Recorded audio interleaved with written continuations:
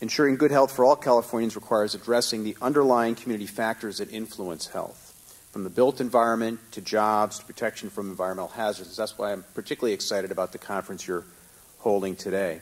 As you know, in many of our poorer communities, for example, there are no sources of fresh fruit and vegetables. Healthy food choices are limited, and fast food outlets proliferate. In my own city of Sacramento, there are neighborhoods that don't even have grocery stores. We also design communities around the car and not around public transit or walking or biking, and as a result, people are not getting as much exercise as they should. How we build our communities, how we design them, and what businesses operate in them has a tremendous impact on the health of our people. And sadly, not enough attention is being paid to health as cities and counties in California, and I would dare say across the United States, are making decisions, long-term decisions, about how we design and build our communities. In order to try to address that here in California, last session I introduced a small little bill that would have given public health officers, we have one in each county, and they're charged with public health, given them standing to appear in city and county hearings on land use. Sadly, that bill was opposed by the representatives of cities and counties. I think they would prefer not sometimes to have other views expressed, and we were not successful in getting that bill enacted. But I think it underscores, again, the truly critical role that the design and building of our communities has on health, and the need to make sure that we create structures and procedures that allow for input from those whose primary mission is to care about health and the public health. Now, we have an opportunity that's presented by a bill that did pass and was signed into law by the governor, and that's Senate Bill 375, which those of you from California are probably very familiar with because it received a lot of media attention. That's the bill that Senate President Steinberg carried that will essentially require our regional transportation planning bodies to adopt greenhouse gas emission targets, reduction targets, and then incorporate those into their transportation and land use planning. The bill doesn't have sanctions in it. It functions more by way of incentive. Regional transportation planning agencies will have better access to transportation funds if they adopt plans that reduce greenhouse gas emissions.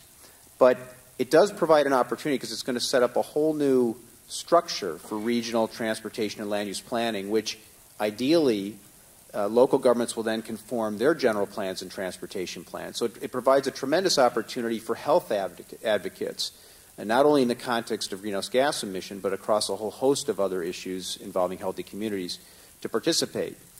We can essentially use the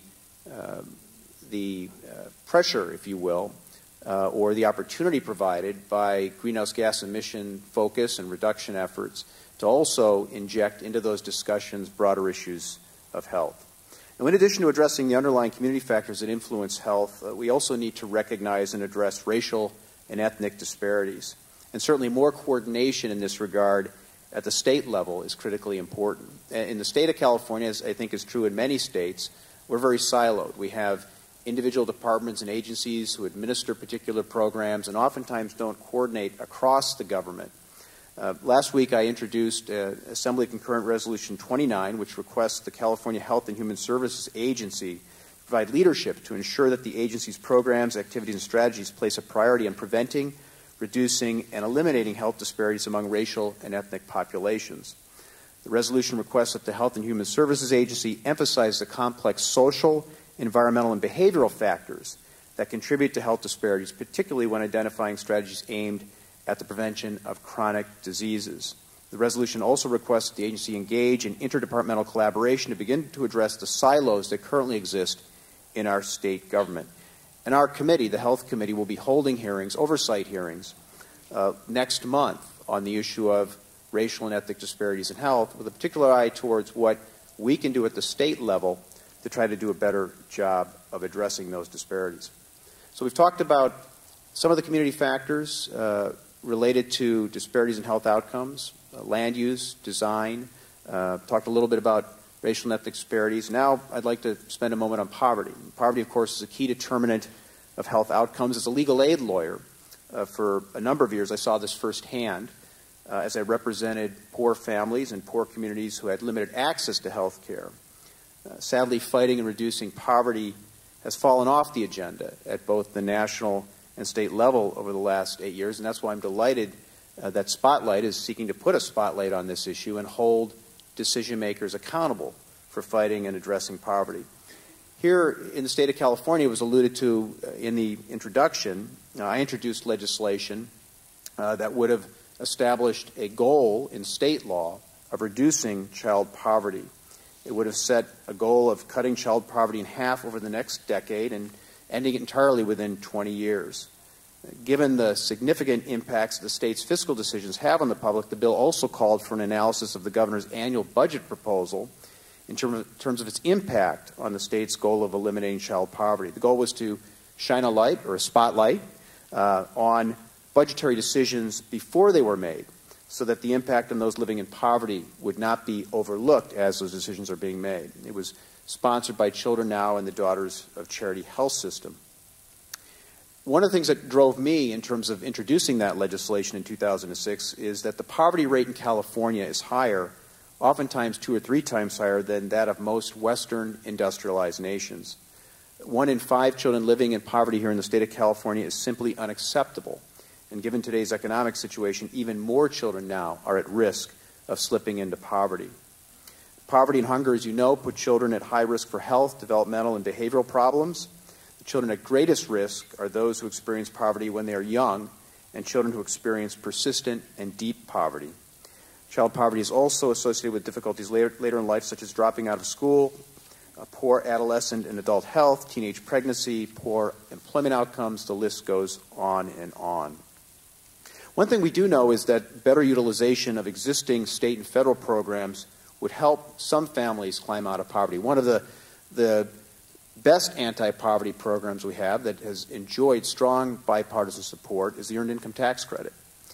Perhaps one of the most important anti-poverty programs, and yet it continues to be underutilized. In Sacramento County alone, which I represent, we leave almost $40 million a year in federal funds on the table because families are not taking advantage of the Earned Income Tax Credit. That number is tremendously higher across the state of California and the nation. In addition, in 2007, nearly 56% of the 683 California children who lacked health insurance were eligible for existing assistance under the Healthy Families or Medi-Cal program. So better utilization of what we have is clearly important.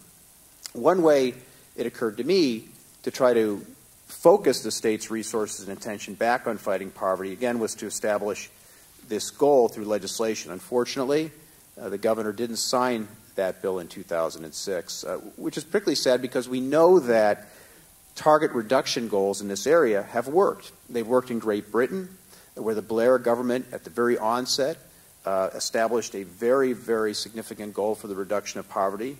And over the course of that administration, they reduced poverty by 17% for the first 5 years of their program. And they've worked in other states here in the United States. Those who've worked on these initiatives report that they help to focus the minds of both politicians and the public toward implementing policies that will achieve these goals. Now, obviously, these sorts of goals and efforts behind them won't end poverty overnight. It's going to take a sustained effort that will last generations, but it is something that we need to make a national and state priority once again.